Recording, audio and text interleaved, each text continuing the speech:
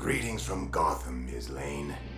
You can call me Black Mask. Black Mask, who we can only assume is Roman Sionis, simply because his identity is never actually revealed throughout the series, as his mask can't be removed, is a narcissistic and power-hungry individual who believes in personal gain above all else. Like most depictions, Black Mask here is more than violent and lacks all empathy as well as remorse. Black Mask is also a somewhat capable fighter and a somewhat decent shot. And with that brief summary out the way, let me quickly go ahead and mention the episodes that I'll be going over and discuss how I'll break them down. The episodes we'll be looking at are titled The Breakout, Rumors, The Batman/Superman Story Part 1, and What Goes Up. Now, like always, there will be some skips taken within the episodes themselves, but as usual, that's just to stay focused on our villain of the day. So with all that said, let's dive right into The Breakout. The episode begins at the GCPD building where Gordon and other officers are waiting for a certain call from a criminal. The criminal, Black Mask, has made an ultimatum with Gordon: give in to demands or the city of Gotham will be destroyed. Gordon then tells Black Mask that they don't have the money yet, that they need a little bit more time. Black Mask, however, is not in a giving mood and tells the GCPD that it's too late. As Black Mask inserts the code into his laptop, a batarang comes flying in through the window and cracks the computer screen. Next flies in Batman, who initiates a fight with Black Mask. Black Mask is then easily defeated and tied up in Batman's bolus, but suddenly, two bodyguards belonging to Black Mask come rushing in ready to fight. The bodyguards don't get a chance to fight, however, as they're both simultaneously hit on the back of the head by Batgirl and Robin's batarangs. Black Mask was then hauled off the GCPD, and that would be the last... Oh, wait. We're not there yet. My bad. So, there's not much to say about this first encounter. However, Black Mask does say that he's not like the other criminals that Batman fights, which goes back to Black Mask being a narcissist, as he truly believes that he's better than the rest of the criminals. And then there's his plan that involves blowing up half of Gotham, which that goes back to him being more than violent and lacking all empathy. Skipping ahead, in the GCPD interrogation room, one of the officers says that Black Mask has no fingerprints, no distinguishing marks, and they can't remove the mask. Gordon is undeterred and begins his conversation with Black Mask. Meanwhile, Batman gets ambushed at a warehouse, and after being defeated, he gets placed inside of a metal cage. Back in the interrogation room at the GCPD, an odd knockout gas begins to flow through the air vents and knocks out everyone in the room except for Black Mask. The gas continues to flow throughout the whole building, knocking out all of the cops. After Batgirl and Robin get rid of the gas, Black Mask slowly turns the corner to reveal himself to the sidekicks. They then prepare for a fight, and at first, Black Mask begins to beat the two heroes, but thanks to Robin's quick thinking, he was able to use a fire extinguisher to confuse and then beat Black Mask unconscious. The two heroes then drag Black Mask to a cell, locking it just as he wakes up from the beating. So again, not much to say here, but the fight with Batgirl and Robin does go back to what I said about Black Mask being a somewhat capable fighter, as he was not only able to dodge and grab both of their capes, but he was also able to block some of Batgirl's attacks. However, being a somewhat capable fighter only gets you so far. Skipping ahead again, Black Mask tells Batgirl and Robin that Batman is probably captured by now, to which Robin tries to call Batman but gets no response. Black Mask then says that Batman was the only roadblock in his freedom and that his two sidekicks are just mere speed bumps. Black Mask continues by saying, without Batman, Batgirl and Robin are nothing. Suddenly, the lights go out due to the Black Mask gang breaking into the building and cutting the power. Oh, and yeah, his gang has been waiting outside for him, but now they're breaking in. Forgot to mention that. Anyways, after fighting off so many groups, Batgirl and Robin don't know what to do, so they start to build a barricade around the cell that Black Mask is placed in, but he only mocks them for their increativity. Black Mask then begins to ramble about what he will have his men do to them once they are caught and he is set free. So this, yet again, goes back to Black Mask being more than violent and lacking all remorse. They are literal children, but that means absolutely nothing to Black Mask. As he said previously, they're just speed bumps, and that's all he sees them as. He has a truly sick view of the people around him, as he doesn't even view them as people. He views them as minor blockades, potholes, speed bumps, and tools to manipulate when needed. Skipping ahead once again, after Batgirl and Robin are defeated, we cut to Batman, who is still stuck in the cage he was placed in from earlier. Batman manages to escape the cage, however, and make his way to the GCPD, all while Batgirl and Robin are able to escape the cell they were placed in. A helicopter then flies to the roof of the GCPD and scoops up Black Mask to take him far away from the weapon that he's about to detonate. Black Mask goes on to thank Number 1 for getting him out, but then shoots him with his high-powered taser for doing it so slowly. Black Mask then assigns a random henchman as his new Number 1.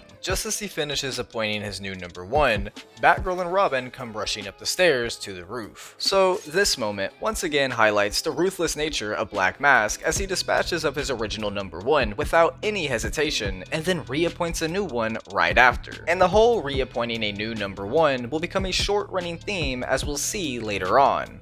Anyways, Black Mask eventually makes it onto the ladder dangling from the helicopter, and after a brief scuffle on the ladder, Black Mask punches Batgirl off the ladder. Black Mask then throws Robin off the ladder, but the Boy Wonder catches himself at the bottom of the ladder again. Afterwards, Black Mask gets into the helicopter and quickly puts in the launch codes. Batgirl eventually makes it up to the helicopter, however, and wraps Black Mask in her Batrope as Robin watches the pilot. Black Mask begins telling them how he's still victorious as the computer counts down. However, Black Mask gasps in horror as he finds out that the weapon didn't work. Landing back at the GCPD, they discover that Batman was the one who defused the bomb. Black Mask is then taken back into GCPD custody. And so now, we'll move on to rumors. Now, this will be quick considering he's barely in the episode. Black Mask gets captured by Rumor, and our first glimpse of him is towards the beginning of the episode within Rumor's warehouse. Yeah, that's him. The next and final time we see Black Mask within this episode is again at Rumor's warehouse during the final fight between Batman and Robin and all of the villains that Rumor has captured. So there's nothing really noteworthy here within this episode, at least on the Black Mask side of things. It just goes back to him being a somewhat decent fighter, and truthfully, it doesn't even highlight that as he gets washed very easily. And as I said earlier, being a somewhat decent fighter only gets you so far. So with that said, let's dive right into the Batman/Superman story part 1. We'll pick up where Luthor leaves Metropolis in order to hire some villains within Gotham. The reason for this is so that it gives a bit of backstory as to why he's in the episode without having to go too in depth. Anyways, after Luthor arrives in Gotham, he hires Black Mask along with some other criminals such as Clayface. Speaking of Clayface, while Lois is working on a story at the Daily Planet, she's interrupted by Clark Kent, who quickly reveals himself to actually be a disguised Clayface. Clayface then kidnaps her and brings her down to the limo where Black Mask is waiting, and once they have her, they all head to a warehouse. Meanwhile, Batman and Robin are out on patrol, and Robin is testing his jetpack when all of a sudden they spot Superman flying overhead and follow him. Superman then bursts through the wall of the warehouse where Black Mask is holding Lois hostage. After some talking, Black Mask shoots Superman with a red sun radiation gun that weakens the Kryptonian and then has Clayface attack along with Bane and Mr. Freeze. Superman is nearly overwhelmed, but Batman and Robin arrive, knock out Mr. Freeze, and hold off both Bane and Clayface long enough for Superman to recover. Superman goes on to beat Bane while Clayface escapes. Afterwards, Batman questions Black Mask on why he's suddenly so interested in Superman. Lois then reveals that he's working for Luthor as she overheard them talking on the phone while she was being kidnapped. So, I know I haven't said anything about Black Mask in a minute, but that's because I was waiting until now. This encounter not only goes back to Black Mask being a somewhat decent shot as he was able to hit Superman with the radiation gun, but it also goes back to him being ruthless and lacking empathy as he held Lois, who is completely innocent, hostage. It's the small moments like this that really highlight the savage nature behind Black Mask. With that said though, that would be the last time we saw Black Mask within this episode. Before moving on however, I should mention that Black Mask basically gets defeated by Lois simply tripping him. Anyways, now we'll move on to the final episode within this video, with that being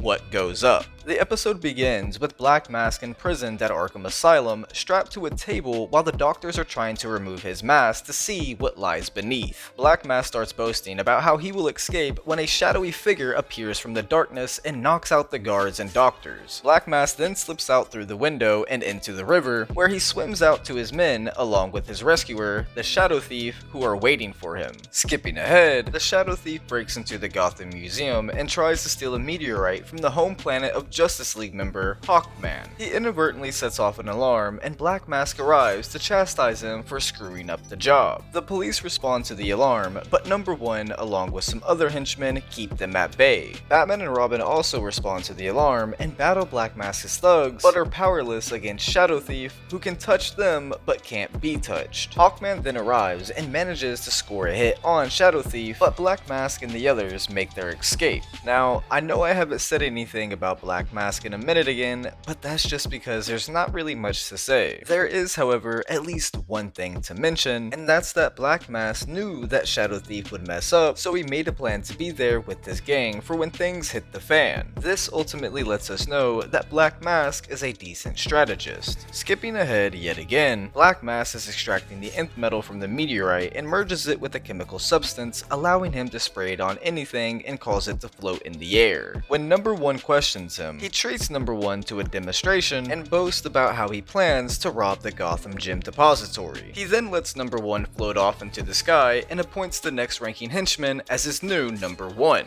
And this is what I meant when I said this whole thing would become a short-running theme. It also goes back to his ruthless and savage nature, as his ability to violently replace any and everyone comes directly from that ruthless and savage nature. Black Mask and his gang then arrive at the Gem Depository, where they spray the base of the building with the nth metal. It soon after breaks away from its foundation and floats up into the air, where Black Mask follows it in a helicopter and boards it and then captures the guards. Hawkman takes on the helicopter, while Batman and Robin go after Black Mask and the Shadow Thief. The Shadow Thief sprays Robin with the nth metal and throws him out the window, where he floats up into the sky. Hawkman then catches Robin and returns him to the Gem Depository. Afterwards, Batman nails the Shadow Thief's gadget that allows him to transform into a shadow with a batarang, which destroys it and shifts him into a solid form, where he's helpless. Hawkman then takes out the helicopter, which slams into the building and knocks the nth metal off the foundation. The building starts to fall and crashes into other buildings while doing so, all while Batman and Robin take out Black Mask and his gang. Hawkman then grabs a cable and pulls it enough so that it misses the city and lands in the bay. Afterwards, the heroes take their respective villains into custody, and Gotham now has a new water attraction. And that would be the last time we ever saw Black Mask within the Batman 2004. Well, at least within the show. Black Mask does make 2 appearances in the Batman Strikes comics in issue 39 and issue 47, but we won't be covering those today. I am, however, debating on discussing and dedicating some videos to a few of the comics, so let me know if you'd be interested in that form of content. Anyways, back to Black Mask. As stated at the beginning of the video, Black Mask is nothing more than a ruthless, savage, narcissistic, power-hungry mob boss who prioritizes personal gain. However, these things don't make him the best at everything, as we see him get easily defeated multiple times. He may be a decent shot, along with being a decent fighter and strategist, but his narcissistic mindset, along with his raw negative emotions, keep him from reaching his true evil potential. He's easily consumed by his rage, and in turn, his mind becomes foggy, which causes him to lash out and lose sight of his ultimate goal. Regardless, I honestly wish we saw more of Black Mask within this series, as I feel he fit perfectly. I especially feel that he would have fit perfectly in the earlier seasons when it was centered more around Batman, as during those earlier seasons, Batman encountered multiple mob and mob-like bosses. But now, moving off of the life and personality of Black Mask and on to his design and voice actor. The design of Black Mask is basically just what we're used to seeing, but it genuinely looks amazing in this type of art style. His design simply consists of a white suit, black dress shoes, and of course his black mask. This time though, the Black Mask has built-in red eyes that react to his own eye movement, which was a really nice touch. Again, the art style truly helped make this design amazing. With that said though, there's honestly not much else to say about his design, so now we'll move on to the voice actor of Black Mask, with that being James Remar. And for those that didn't know, he played Harry Morgan in Dexter as well as Dexter Resurrection, Raiden in Mortal Kombat Annihilation, and Ajax in The Warriors, as well as many, and I do mean many, other great roles. So huge shout out to James Remar. With all that said though, this has been the brutal mystery of Black Mask. If you made it this far into the video, leave a comment saying which depiction of Black Mask is your favorite. I always love to hear y'all's opinions. Also, like always, huge shout out to Mercenary X84, Best Man Gamer, Cosmo Fate, Aditya, Irena Soy, Snake Road Comics, Kami NAF, Rex Creates, Nomadic Hood, and MRJ7 for being members. Also, huge shout out to Best Man Gamer, yet again, for gifting even more memberships, and another huge shout out to Mercenary X84 for being a member for 10 months. Y'all are absolute goblins, and I seriously appreciate the support, my brothers. The love y'all show truly means the world to me, so thank you both so much. And the same goes for everyone else. Thank you all so much for sticking with me and supporting me through everything. I know I say this every time, but I really can't thank y'all enough. Just know that I'm beyond appreciative for everything y'all do. Anyways, with my ramblings finally out the way, it's been ugly, and I'll see y'all in the next one.